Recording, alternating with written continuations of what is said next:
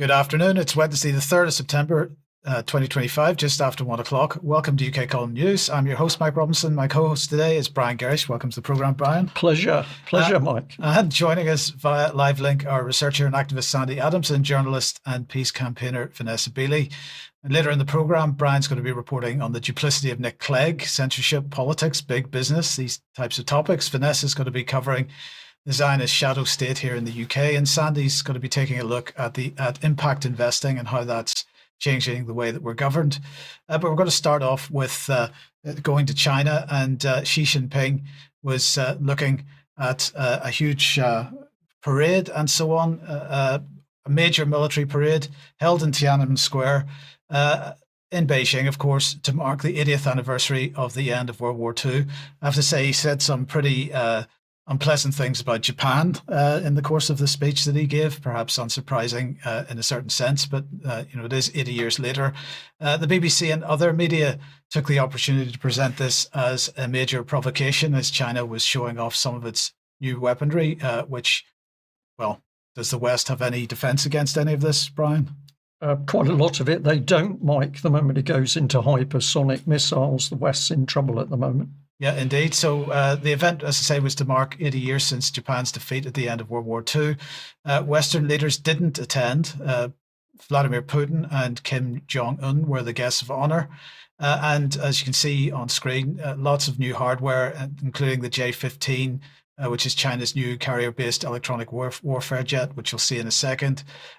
Submarine-launched intercontinental ballistic missile was there as well, a new one, along with drones of various kinds. Perhaps some of them were autonomous. Now, Xi's message was simple. Today, mankind, he said, is faced with the choice of peace or war, dialogue or confrontation, win-win or zero sum. And he went on to say that the Chinese people firmly stand on the right side of history.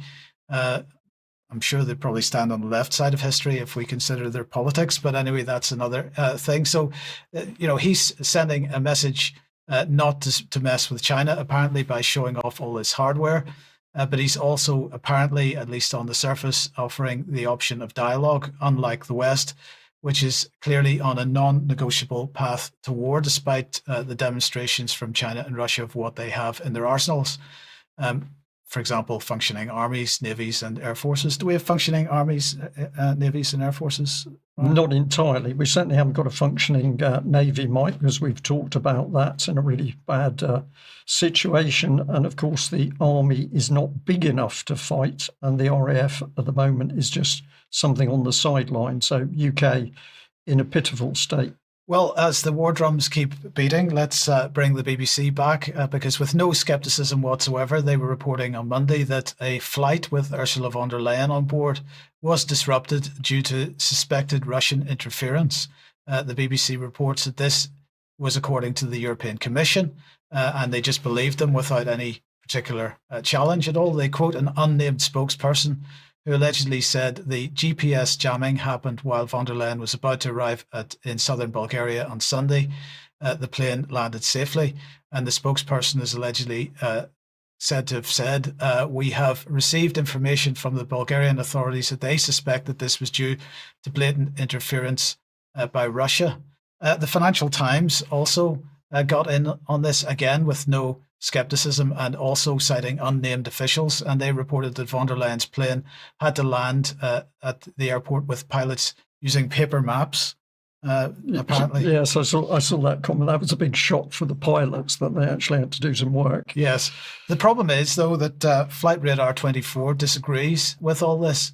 They tweeted out on Monday that they were seeing media reports of GPS interference affecting the plane carrying von der Leyen. They said that some reports claim the aircraft was in a holding pattern for 1 hour. This is what we can deduce from our data. Flight Radar 24 said the flight was scheduled to take 1 hour and 48 minutes. It took 1 hour and 57 minutes. The aircraft's transponder reported good GPS signal quality from takeoff to landing. So I think we're going to have to say that this report from the BBC and all the other legacy media is nonsense. And the question is, why are they doing this? Well, I suspect that this is all about security guarantees. The demand that even though Ukraine is not going to join NATO anytime soon, that the Starmer regime and the EU want an Article 5 style guarantee for Ukraine, so that should our countries put boots on the ground, that any attack on them would mean war. And this is why there was all the furore over the claimed attack on the British Council building and the EU building in Kiev last week. And of course, our illustrious Secretary of State for War was giving a statement in the House yesterday, I believe, when he reiterated how disgraceful it was that the Russians had attacked the British Council in this way, which of course they didn't, not directly anyway.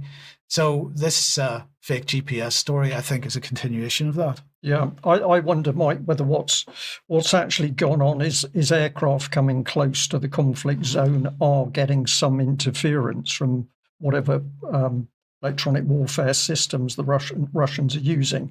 But I think there's a big difference between picking up interference and actually somebody targeting you with a dedicated electronic warfare system. So my view on this is a manipulated story.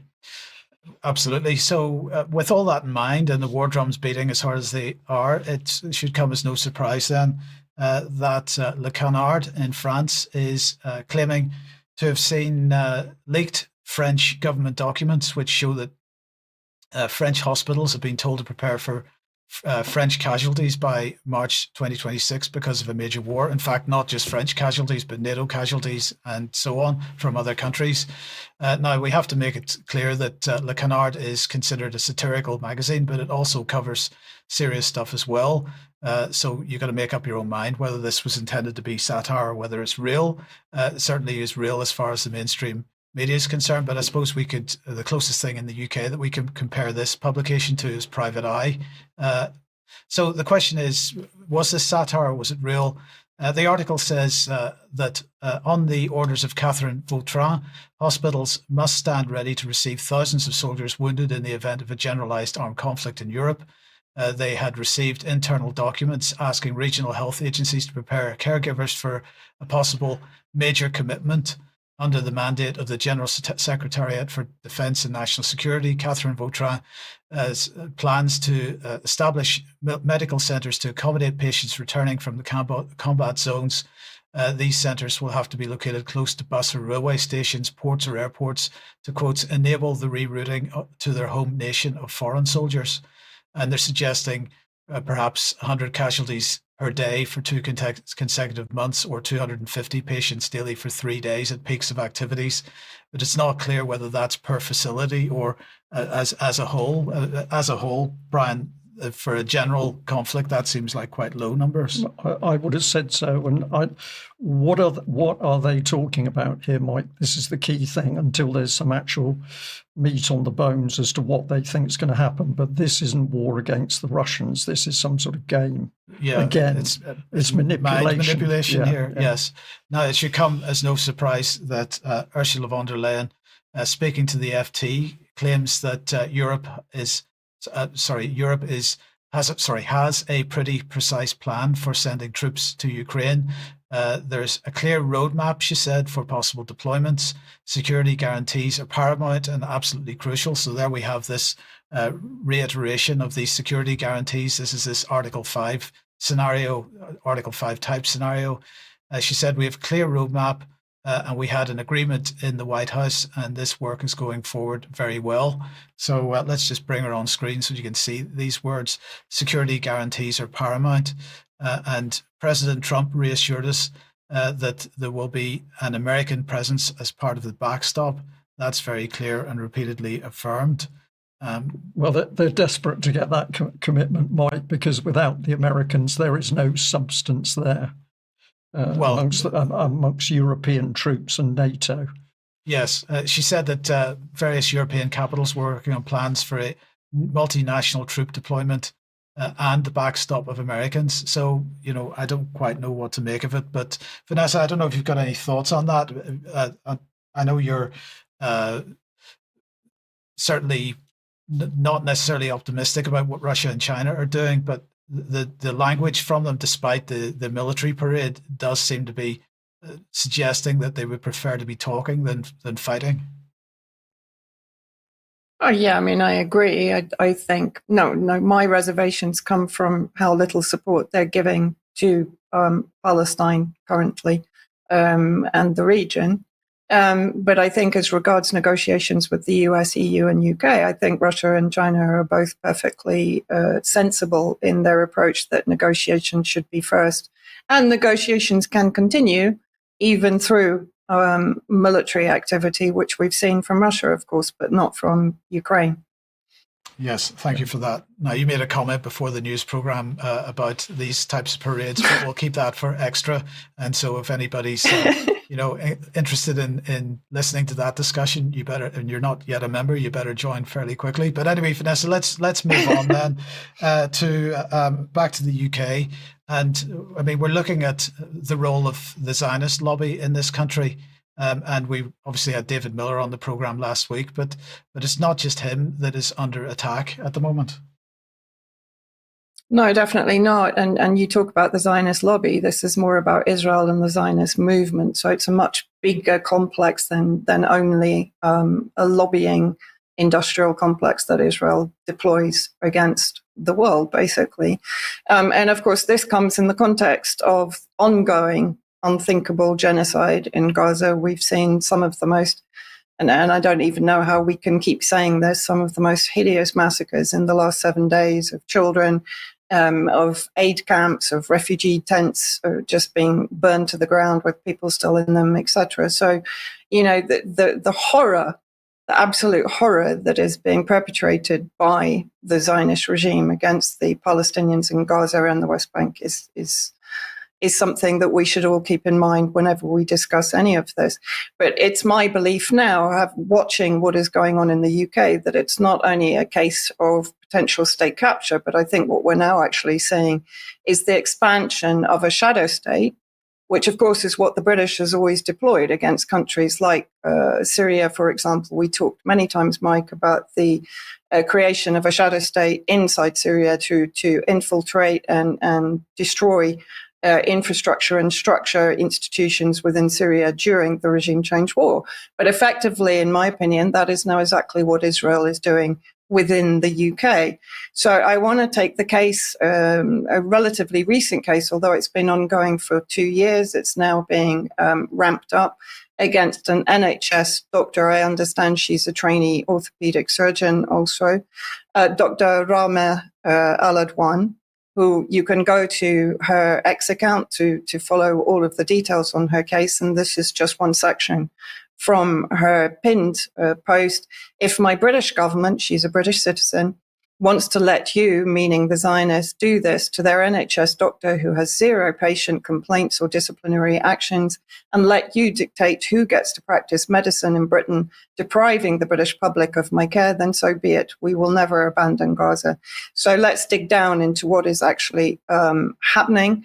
This is a video. She originally came under investigation by the Medical Council, the GMC, under the Terrorist Act, of course. That case, after 9 months, was dismissed. There were no charges against her, etc. And this is just her little explanation on that. The GMC found no basis for any of the allegations under the Terrorism Act and asked me to comment on the anti-Semitism allegations. Case examiners found no realistic evidence that my fitness to practice is impaired and closed the case. No action, no warning, case closed. Rightfully so. This smear piece is a retaliation. What are they saying? Who exactly is saying it? Who is this mystery colleague? And what is their true intention? So basically, once she was cleared by the GMC and back at work, this happened. So in February 2025, the Daily Mail ran a horrendous smear piece against Rahmeh. The shocking full extent of anti-Semitism at the heart of our health service, from the doctor terrifying colleagues with her views to the neurologist idolizing Hamas. And this is written by junior news reporter Sabrina Miller. People might recognize her from the former Bristol University student who waged a campus war for Israel against David Miller. Of course, David Miller eventually won his case against Bristol University and is now facing an appeal case by the Zionist lobby, basically the Zionist movement. So then Rahmeh basically looked into or discovered those who were attacking her through the Daily Mail article. She again put all this information out on X. So she says here, leaked, confirmed, the doctor who had lied about me in the Daily Mail's defamatory article, Dr. Miriam Green, is the same colleague who complained to Whittington Hospital, our workplace, about my online Palestine activism and had me fired.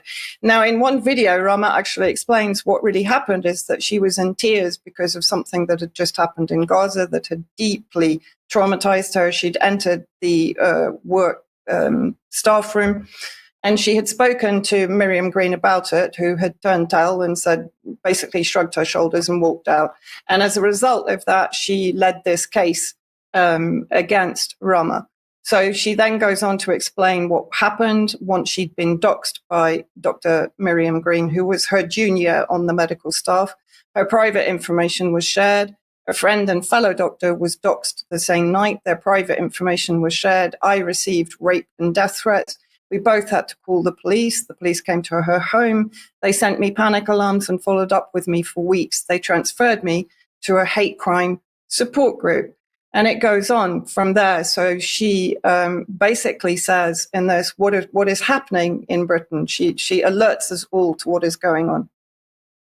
They have done the same to me. Difference here is they're targeting a British citizen on British soil, all while rallying for a foreign state. By leveraging their ties to the media and the government, many UK LFI lawyers are lords. They're acting as foreign agents, breaching UK democracy, security and interest. The GMC reiterated that my posts are within the limits of political speech, which attracts the highest level of protection under Article 10. The political debate is basically their opinion versus mine.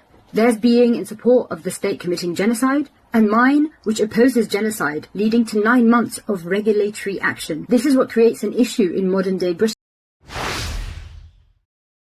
I think she's absolutely right there, and we can continue to discuss that in extra. But she went on to say that another doctor was revealed to have been responsible for the report against her, which is Dr. Justin Stebbing, previously suspended for mistreating cancer patients and for inappropriate conduct with a female patient. Stebbing is a British Jewish oncologist and cancer expert, cancer and COVID-19 treatment researcher.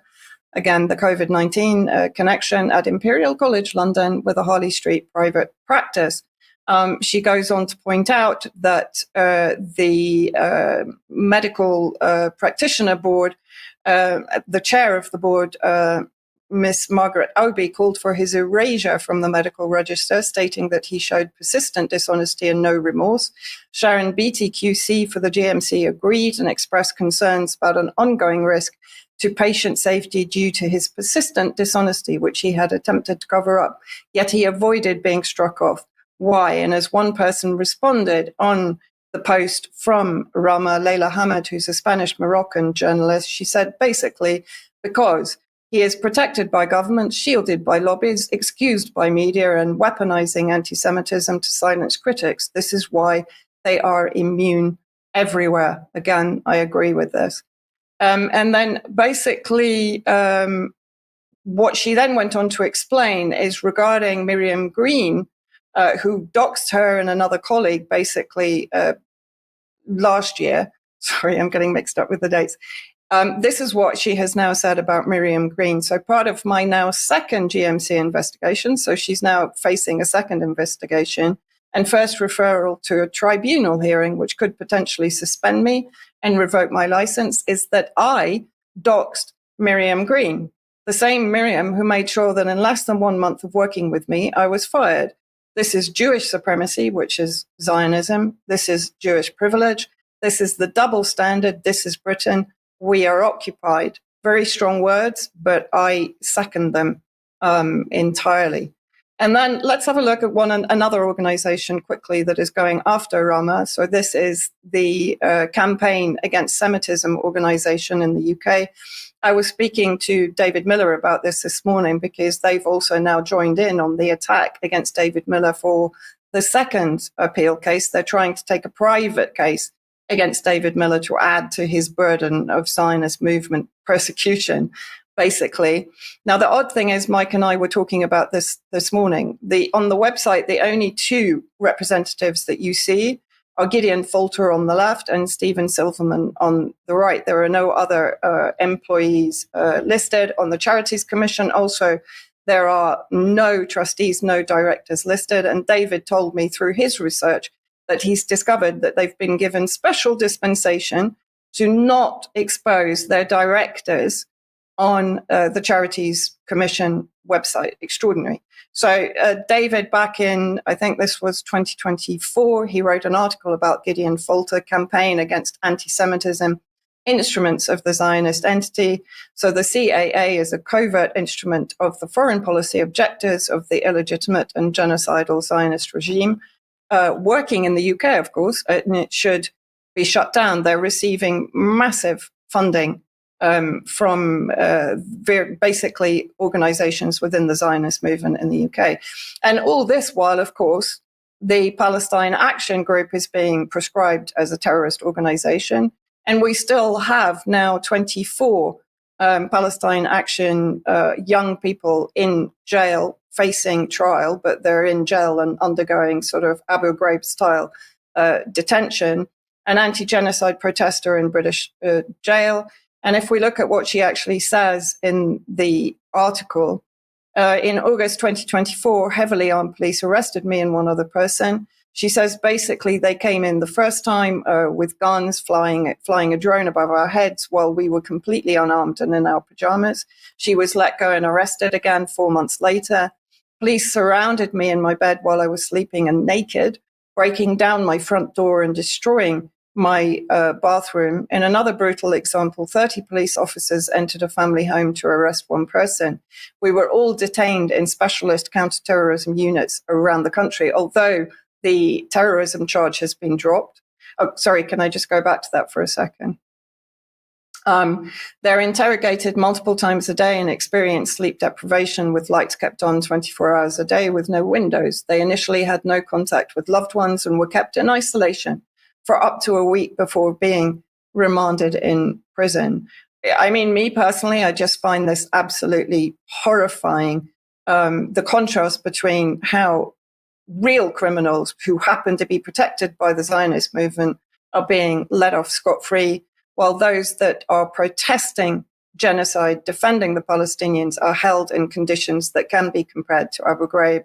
And finally, I just want to end with what is an emotional part of her statement from Dr. Rahmeh Aladwan, and ask you all to support her as much as you can on her social media and wherever you can, basically. I have persevered, but I am also a human.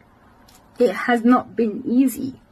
And every time I cry, I remember one martyred child or a mother of a martyr, and it fills me with determination and resistance. So please don't let them scare you into silence because of me, because they haven't managed to scare me into it. Please let this empower you. If you're speaking out, continue. If you haven't, you decide what choice of yours history will remember. Whether it's silence in the face of the most documented genocide in history, or your clear stance for humanity. Thoughts? Well, I think it's appalling, Mike, and we at the UK column have been warning for many years that we have a foreign power which is taking more and more control within UK. We talked about David Cameron saying that his belief in Israel was unshakable. And of course, if you say that and believe it, that means that UK comes second. So we pointed that out. We had Francis Maude announcing effectively a partnership of all the security and intelligence services and the universities with Israel. And all of this was done with absolutely no discussion with the public. So there's no accountability. And it's clear that this partnership, in inverted commas, has just got more and more complex and buried itself deeper and deeper into British society. And there's a lot of questions to be asked. And the I think the good thing which is starting to happen is more and more Jewish people are expressing concerns about what's happening here because they realize how dangerous this is to them. And as you say, Vanessa, we can talk about this more in UK column extra at the end of the news. Sandi, let me welcome you to the program. And you're going to tell us a little bit about impact investing. Thank you very much, Mike. I don't know if many people understand what impact investing is, but it is really the currency of data mining and data gathering of data and selling that on to third parties through things like outcomes, futures markets, whatever. But it's a new currency that is being traded on us humans, basically. So the man that's sometimes called the father of impact investment is Sir Ronald Cohen, and he is a businessman, both UK and US, notorious for bankrolling the new Labour governments of Tony Blair and Gordon Brown, being dubbed Brown's bankers. So Cohen reveals in his book Impact. He's also really in with the Rothschild Foundation, and they're all in this together. The Edmund de Rothschild Foundation is all part of that. Now, Cohen reveals in his book Impact, reshaping capitalism to drive real change, and it was in that book that he reveals that in 2007, a meeting was hosted by the Rockefeller Foundation at their Bellagio Center in Italy. And impact investing was coined as a term to replace social investment.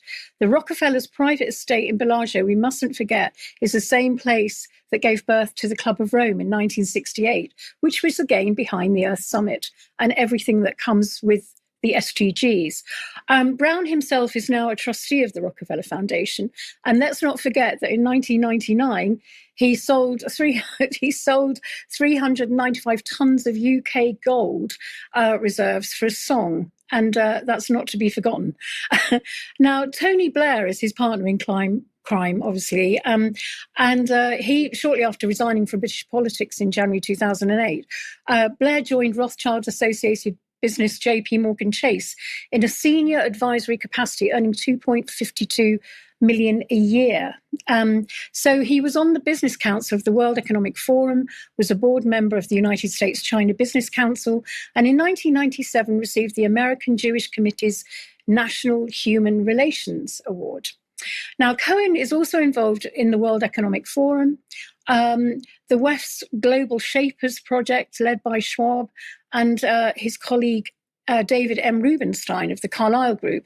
They're all heavily into impact investing, as is obviously Tony Blair's Institute for Global Change, which is his main vector for pushing this. It's like a financial investment company.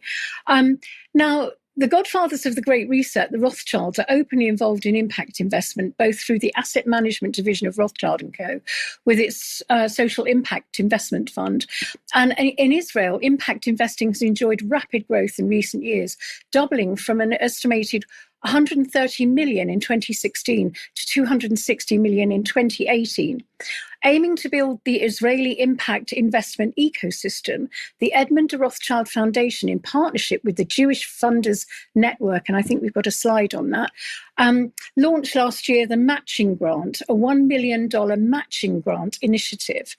The Israeli Edmund de Rothschild Foundation's Impact Entrepreneurship Program officer, Alina Shaloninkov, said the promotion of the impact industry has to happen through philanthropy. I think we've got a picture, a slide there of the Global Shapers. That's also all part of this impact investment push to get it, even more kind of accepted and. Well, it's already accepted, but, more impactful.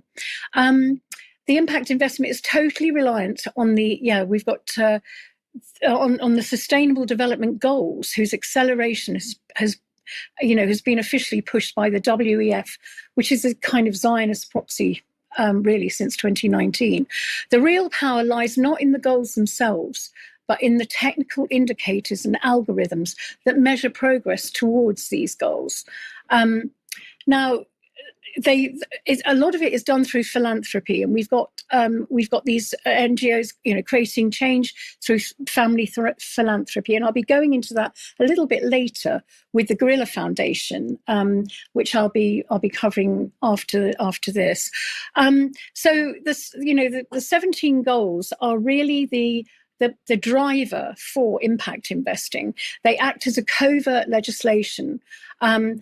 These laws, this legislation didn't really go through any democratic process. We're witnessing the most sophisticated control system in human history, and it's debt slavery. I mean, no matter how you look at it, it's far worse than capitalism. The SDG Values Act as a hidden control panel of global governance. Whoever sets these parameters and algorithms effectively programs the automated responses that shape billions of lives. Now, looking at the 17 goals, 16, peace, justice, strong institutions, and goal 17, partnerships for the goals, reflect the purpose of impact investing. So let's have a look at those two, because actually what they say is, now goal 16 is the official description of goal 16 is promote peaceful and inclusive societies, provide access to justice for all, and build effective, accountable and inclusive institutions at all levels. The real meaning, though, is promote peace through supranational policing, erode local legal systems in favour of international law, and redefine justice to mean ideological conformity. And goal 17 is really gets it. I mean, all of these goals kind of interlink with each other, so I'll be covering some other ones in the next few weeks. Goal 17 is the partnership for the goals, which is the final one.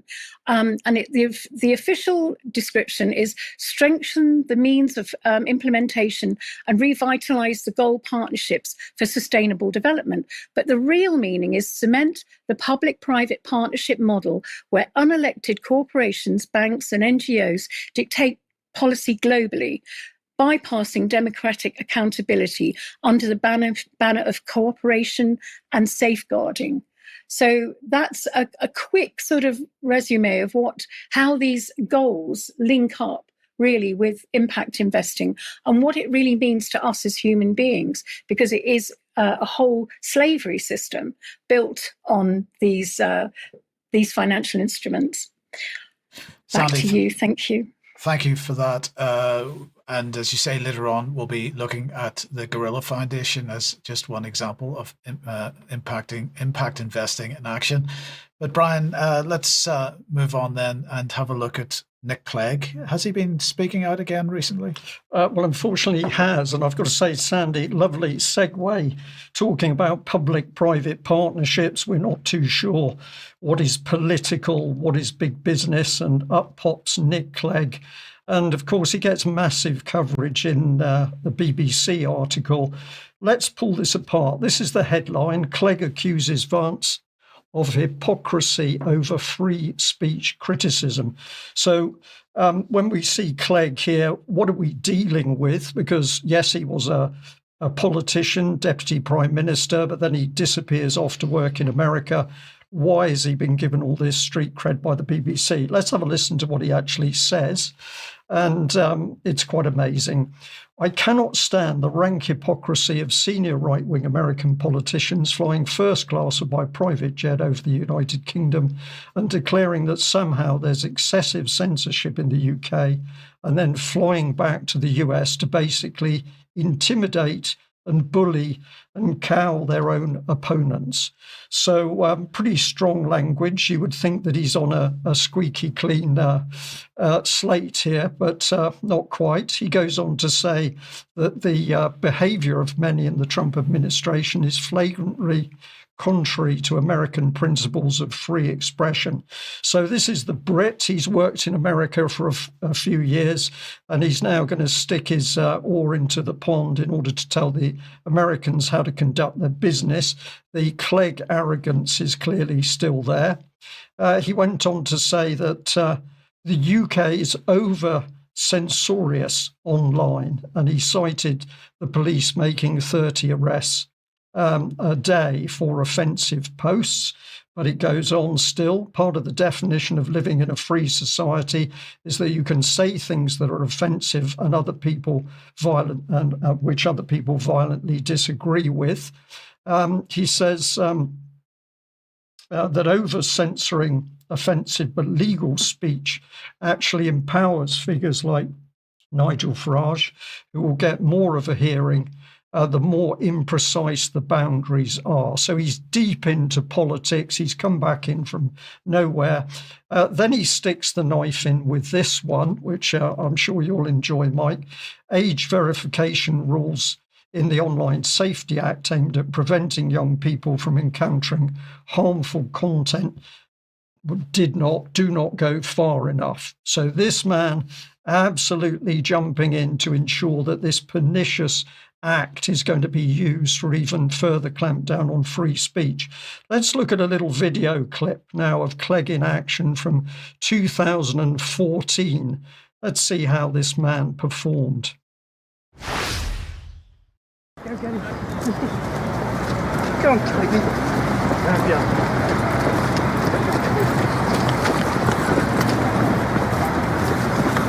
Wait, let's gather for what we've got here. Yeah,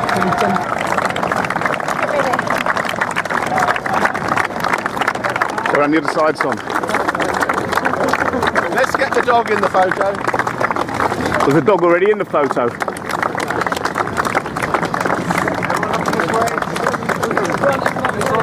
Keep the smiles up. Thumbs up. Nick, 4 years ago, I asked you what were you going to do about institutional paedophile operating in this country now. Your reply to me, Nick, was, I don't know what you mean by institutional paedophile rings. Do you understand what I was talking about 4 years ago now, Nick, and stay in my eyes? Talking about taxes, thanks very much. Oh, thank you. Gotcha. What about Leon Britton? When are we going to get him out? Yeah, son. Yeah. Mr. Alexander, you've just been involved in a budget based on a lie. Why isn't the Treasury reproducing currency at zero interest? Why aren't you prepared to do that? Are you not going to answer to me? It's very simple. Last week, the Bank of England acknowledged that we can print our own currency, and so that means austerity is based on an absolute lie, and you have bought into that lie, and people are dying exponentially as an absolute consequence of your measures, and you will answer. Traitors. Hi, Matthew. I'm not actually with the Deputy Prime Minister because he's had to abort our interview because we were here for a little photo op which the Lib Dems have organised to flag up their, what they say is their key tax measure, which is raising the lower threshold. However, so Mr Clegg was there and all his Lib Dem people were there, but the whole thing had to be aborted because well, a few protesters came along and spoiled the occasion. So Mr Clegg has gone over there. I don't know whether he'll be coming back in the near future, but that was one photo op which seemed to hit the buffers, shall we say. Yeah, those nasty protesters, they got in the way of stuff and he had to run away. I mean, he just had to run away. He did have to run away because actually he knew that what Bill Maloney was saying to him was absolutely true. So Nick Clegg didn't want to protect the children. He didn't want to talk about it. Free speech wasn't his thing. And of course, eventually he disappears off to America. Let's finish his words from the BBC that doesn't want to protect children. So Clegg said that seeing tech bosses like Elon Musk, Jeff Bezos, and Mr. Zuckerberg line up behind Donald Trump at his inauguration in January was one of the reasons where I thought probably it's time to move on from Silicon Valley. And then this is the real masterpiece. There's only one thing worse than having politicians and business people at each other's throats. It's having them in each other's pockets. But that is exactly what he did by jumping out of a senior political role in order to go to America straight into not only big business, but big business which was censoring people's right to free speech. Sorry, Mike. And now the BBC brings this man back and puts him in front of the public as if we should pay attention to a word he says. This is obscene. I'll tell you what's even more obscene than that. It's the irony in the fact that he refused to answer any questions about institutional child abuse, and yet protecting children is the justification for this entire censorious regime that we have at the moment. These people are disgusting. They are disgusting. And of course, the BBC is even more disgusting because they've chosen this man to put in front of the British public so that the public should pay attention to what he thinks and says. We should not pay attention to anything Nick Clegg says. He should be put on a flight back to America for Trump to deal with. But on the subject of child protection and the safety of children, let's get on to a more positive note. And actually, the theme is ultimately America. But I was delighted to be told a month or so ago that there was going to be an event at the end of this September in Washington where a number of people were coming together to protect the future of children. And this is an international coalition for children. A lot of extremely outspoken and very good people. And I haven't got the exact date, 29th, 30th of September, but we are going to be reporting on this event because Kim Isherwood, that the UK column has interviewed several times from Public Child Protection Wales, she will be attending. But let's get our minds in the right frame as to what the problem is, who is trying to sexualize children worldwide. This is a really excellent film clip which Coalition for Children has on their website together with a lot of other material. Let's have a look at this quick clip.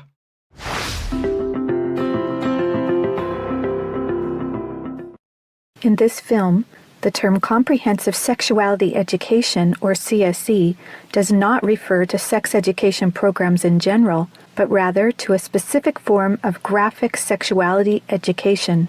CSE is designed to change the sexual and gender norms of society, promotes high-risk sexual behaviors, and encourages even the youngest of children to experiment sexually.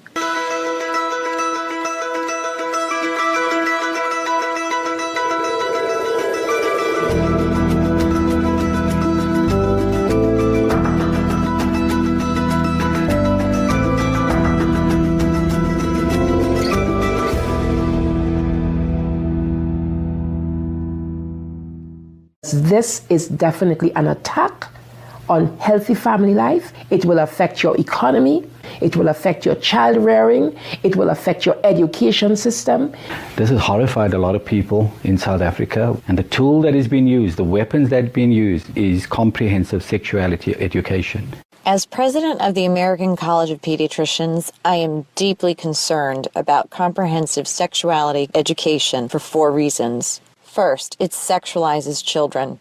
Second, it threatens children's health. Third, it promotes a dangerous gender ideology. And fourth, it undermines the parent-child relationship, which violates parental rights. My life's work has been to protect children by exposing the roots of the sexual revolution, the sexual rights movement that's led to sex education worldwide, globally. Say not to CSC! Say not to CSC! Say not to CSC! There is a worldwide war raging across the globe. Not a war of guns and weapons, but a war of ideas, ideologies, and worldviews regarding sex. This is just part of the lesson plan for what's called Making a Difference curriculum, and it is in Oregon schools and probably schools around the nation. This is instructions for the teacher in the classroom to ask her or his students, how do people express their sexual feelings? What is abstinence? And here are some answers that they try to elicit from the children. Oral sex, masturbation, anal sex, massage, holding hands, touching each other's genitals, saying, I like you. And what they're doing is equating all these things. Saying, I like you is equal to anal sex. We have had several high-level visits to Jamaica and the Caribbean from Prime Minister David Cameron of the UK, from the Secretary General of the UN, Ban Ki-moon, and from President Barack Obama. This is about pressuring the Caribbean to accept the sexual rights campaign. So there it is, easy to see what's going on, and note the people peddling this filth, attacking children. So if we've got any worries about what's happening in UK, we shouldn't have any worries. Because we can see clearly where this is coming from. Now, just to stay on the positive, Public Child Protection Wales, one of a number of organisations that will be attending this event at the end of September. And the important thing is these organisations are worldwide organisations coming together to challenge what's going on. I'll just end by a couple of quotes from Kim Isherwood herself, Chairman of Public Child Protection Wales. She says that she's delighted with the move and she feels privileged to work alongside some of the biggest names known to be opposed to the Kinsey deceit, that's the Kinsey report, and the betrayal of childhood. And she ends by saying this unified front is crucial for the future of our children, ensuring a collective voice against influences that seek to undermine their natural growth and purity. And I'll remind our audience that if you have a look for Kim Isherwood on the UK Column website, you'll see that we've done a number of interviews with this amazing and very gutsy woman. So, Mike, some positive things there. Clear that a big pushback on this filth against children is happening, and it's a worldwide movement. So a lot more support needed, but it's happening. Okay, thank you, Brian. Thank you to anybody as well who is supporting the UK Column. We do need your continuing support. So if you can support us, please consider joining us or making a donation. There's a big blue button on the front page of the website, which will take you to information on that. Another reminder of the UK Column on Location event featuring Dr. Andrew Wakefield and, of course, access to Protocol 7, his film. Also Tess Laurie and a number of other speakers. We'll be mentioning more of those on Friday's programme. Did you want to say anything? Well, I've got to say, Mike, that we're just over 50 tickets left. So if you want to come to this event and you've been hanging on, do I or don't I, you need to get onto the UK Column shop and buy a ticket, because it's clear that we are going to sell this event out well before the date of the actual conference. This is absolutely amazing. Thank you to all of our supporters worldwide for the confidence of coming in and getting on board this event. If you can't make it, of course, you can still pay for the live stream. So we will be talking to you wherever you are in the world, but if you can be there with us, it will be fantastic. Okay, tonight at 7 p.m, Germ Warfare is Why is Gender Inversion Everywhere with Mr. E. And tomorrow at 1 p.m, Charles is speaking to Jake Fern about a picture paint. It's effectively about the 1,000-word podcast and news about that. So do join us at 1 p.m. for that. Now, Brian, let's move on. And what's the Daily Mail been up to?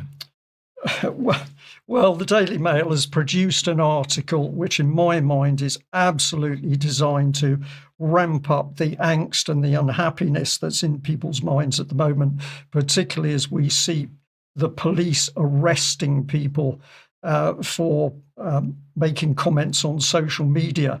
So here's the incredible headline page of the Daily Mail.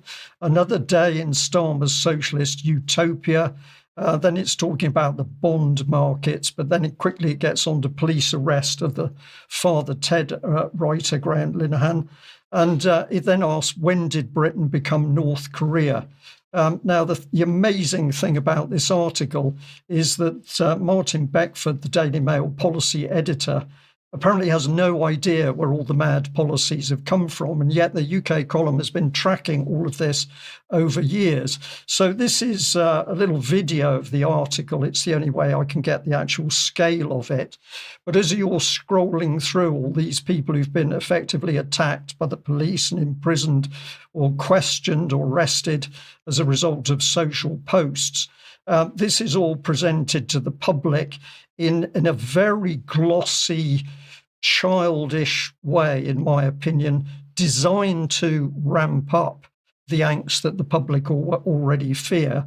And to the right of the page, as it scrolled down, of course, is a column of utter dross articles by the Daily Mail. So in my opinion, this article has been put together in order to ramp up the stress and anxiety in people when they see the police arresting people for making some casual social media comments that 20 years ago nobody would have batted an eyelid. So this is priming the population for something to happen. And if I can just quote Graham Linehan himself, because he was interviewed shortly before we went live with the news. And he was talking about London, and he said, basically, I don't recognise this place. It's different from the friendly place I used to remember. And he said the cultural life is disappearing. It's been taken apart. And he said the tensions that he feels, that he knows that other people feel, are growing. And he then says something is going to blow, and that is going to happen next year. Now, I'm not sure why he says next year, Mike, but what I do think is significant is he is also realising that public emotions are being played, and the Daily Mail has not got a leg to stand on because we told them years ago, but I'll come on to that in a minute. Yep, keep going. Sorry, well, just to show these two bits, essentially there were comments. So this was J.K. Rowling that the paper printed. She used some bad language, but basically said, what the F has the UK become? This is totalitarianism, utterly deplorable. And this is the really sad stuff. We got Neil O'Brien, Piers Morgan and Robert Jenrick commenting. But essentially this is all, it's sort of making a joke. They're puzzled. It's laughter. It's ridicule. No, what we are looking at is calculated, vicious policy to destroy the UK. And the next objective is breakdown, which is why these articles are phrased in such a frivolous way. It's playing with the emotions of the population. Yeah, so if you haven't seen Graham Linen's Substack, this is it. I just got arrested again. And he says something odd happened before I'd even boarded the flight in Arizona. When I handed over my passport at the gate, the official told me I didn't have a seat and had to be reticketed. At the time, I thought it was just the sort of innocent snafu that makes air travel such a joy. But on hindsight, it was clear that I'd been flagged. Someone somewhere, probably wearing unconvincing makeup and his sister, wife, mum's underwear, had made a phone call. The moment I stepped off the plane at Heathrow, 5 armed police officers were waiting. Not 1, not 2, 5. They escorted me to a private area and told me I was under arrest for 3 tweets. In a country where paedophiles escape sentencing, where knife crime is out of control, where women are assaulted and harassed every time they gather to speak, the state had mobilized 5 armed officers to arrest a comedy writer for this tweet. And no, I promise you, I'm not making this up, is what he said. So this was the first of the 3 tweets. The other 2 tweets, by the way, were not quite as sort of graphic as this, but he said here, if a trans-identified male is in a female-only space, he's committing a violent, abusive act, make a scene, call the cops, and if all else fails, punch him in the balls.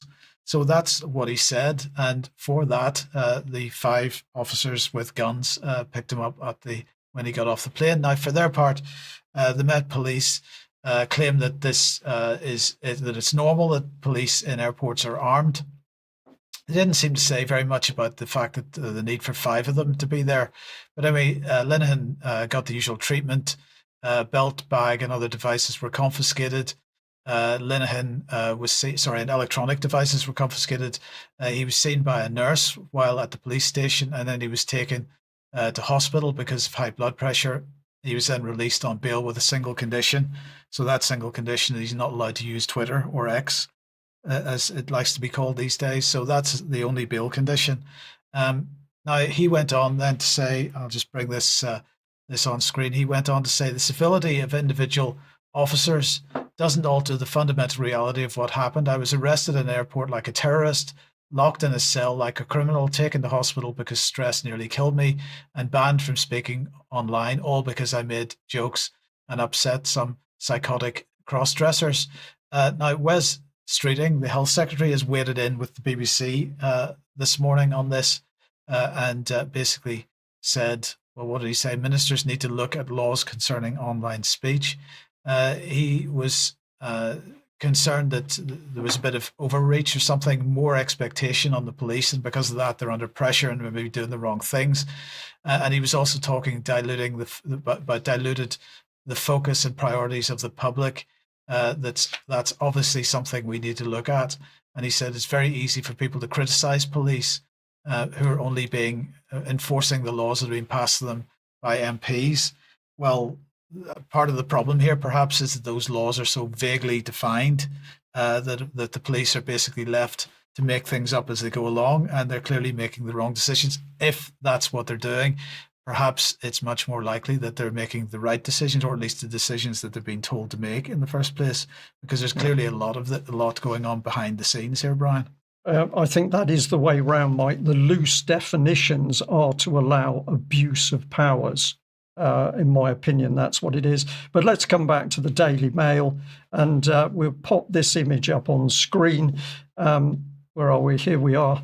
Now, this it's got a little bit of reflection on this letter. It's a letter dated the 14th of February 2012. It's to me as part of the UK column team, and it's from Paul Dacre, who was then the editor-in-chief of the Daily Mail. And he says, "Thank you so much for sending me a copy of your paper containing the article on the Media Standards Trust. I read the article with great interest." Now, this is a thank you letter from Paul Dacre because we explained to him why he was being attacked by the Media Standards Trust. We also gave him a lot of information about the pernicious political work of the charity Common Purpose. And as a result of that, about 2 months later, the Daily Mail on a Saturday morning printed 9.5 full pages of information around Common Purpose. And that was what, like 90% of our research in the background. Now, the point we're making is that we told the Daily Mail in 2012 exactly what was happening under the surface. The country was being taken apart from the inside, and perhaps on top of that, very importantly, the woke agenda, diversity, and all the rest of it was being used as the weapon to destroy and cause friction in the UK public. But despite giving it to the Mail, they did the one big splash on the Saturday, and then, of course, none of their investigation team continued to dig in order to find the policy, which their own policy editor in this latest article just doesn't seem to understand what's happening.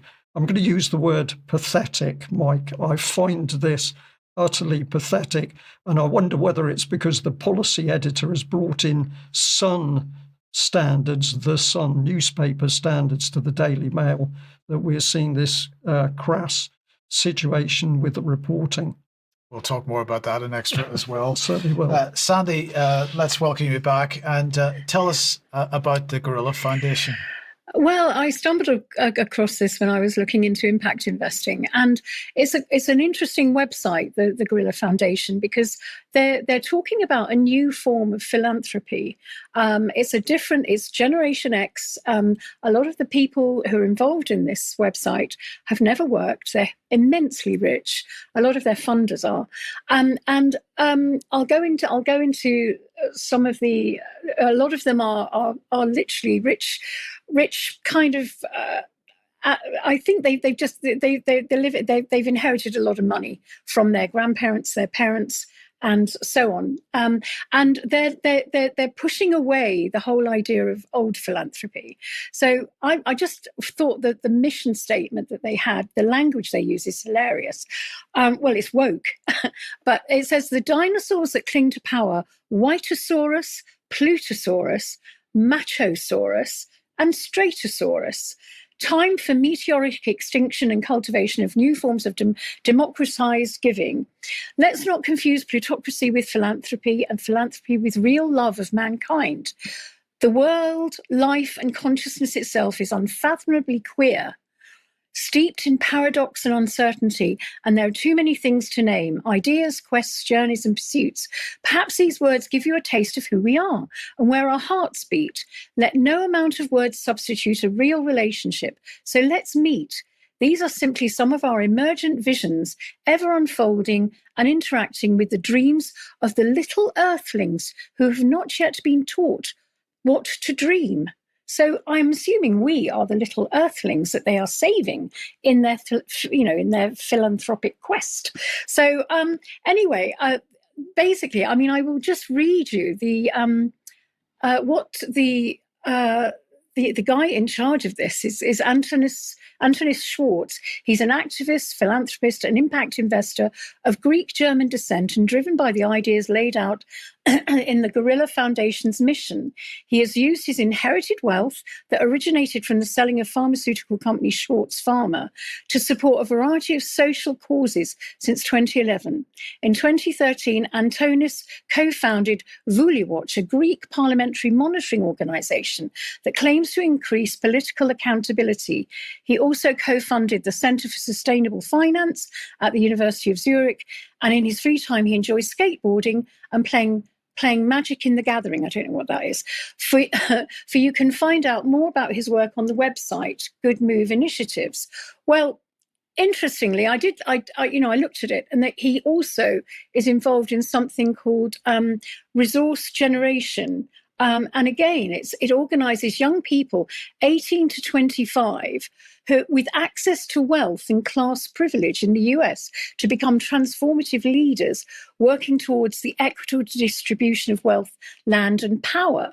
And it's interesting because there's another one that's called Sign the Redistribution Pledge, Wealth Inequity Stops with Our Generation. So these are idealistic people who've never worked in their lives, and they have become quite woke in their thinking, and how they really seem to believe that this is really happening. The Guerrilla Foundation presents itself as a departure from traditional philanthropy. It claims to reject the charitable industrial complex with the paternalistic model of billionaire giving.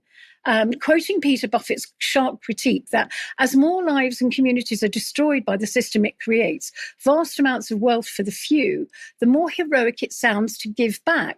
But this just keeps the existing structure of inequality in place. And I tend to agree with that. On the surface, the foundation's approach appears radical. Donors are told to give us money while giving up power, while decisions about grants are handed to the activist council, made up of grassroots actors. The foundation champions a vision of great transition, much like the Great Reset, a move away from traditional capitalism towards a so-called solidarity economy, ecological balance, and participatory governance. Yet beneath this language lies the uncomfortable paradox. The foundation is largely bankrolled by a new generation of Europe's wealthy elite, Generation X, and millennial heirs to fortunes amassed by their parents, grandparents, and great-grandparents.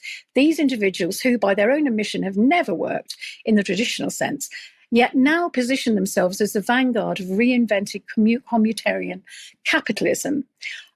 So this is, obviously this model is branded as impact investing or stakeholder capitalism, but it's sold as a moral alternative to the market economy. It accelerates digitalization and circular economy frameworks that consolidates data and resources in the hands of the very same 1% who dominate global finance. So is the Guerrilla Foundation aware of these contradictions? It calls for transparency about the origin of wealth and openly critiques philanthropy as conscience laundering.